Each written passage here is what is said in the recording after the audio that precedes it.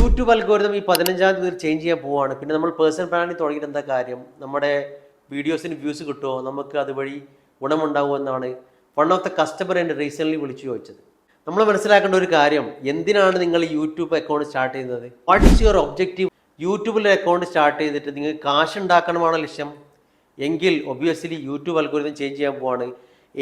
അവതാറുകൾ ഉപയോഗിച്ചിട്ടാണ് നിങ്ങൾ വീഡിയോ ചെയ്യുന്നതെങ്കിൽ it will never get you benefit ആയിട്ട് you can make money. YouTube അൽഗോരിതത്തിൻ്റെ മേജർ ഷിഫ്റ്റ് വരുന്നത് മോണിറ്റൈസേഷൻ കോൺസെൻട്രേറ്റ് ചെയ്തുകൊണ്ട് കാശുണ്ടാക്കാൻ വേണ്ടിയിട്ട് യൂട്യൂബ് ചെയ്യുന്ന ആളുകൾക്ക് അവർക്കാണ് ഇത് ബിഗ് ഇമ്പാക്റ്റ് വരാൻ പോകുന്നത്. അല്ലാതെ പേഴ്സണൽ ബ്രാൻഡിങ് വേണ്ടിയിട്ടാണ് നിങ്ങൾ വീഡിയോ ചെയ്യുന്നതെങ്കിൽ it will never go to impact U.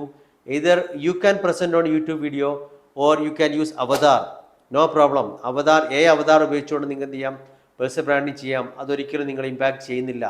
മറിച്ച് യൂട്യൂബ് ബ്രാൻഡിങ് ഉപയോഗിച്ച് സബ്സ്ക്രിപ്ഷൻസ് കൂട്ടി കാശുണ്ടാക്കണം എന്നാണ് നിങ്ങൾ ഉദ്ദേശമെങ്കിൽ അൽഗോരിതത്തിന് ഒരുപാട് മാറ്റങ്ങൾ വരുന്നുണ്ട്. അവിടെ ഉപയോഗിച്ചിട്ട് നിങ്ങൾക്ക് വീഡിയോ ഉണ്ടാക്കി കഴിഞ്ഞാൽ ഒരിക്കലും ഗുണം ചെയ്യില്ല. Social media algorithm മാറിക്കൊണ്ടേയിരിക്കും.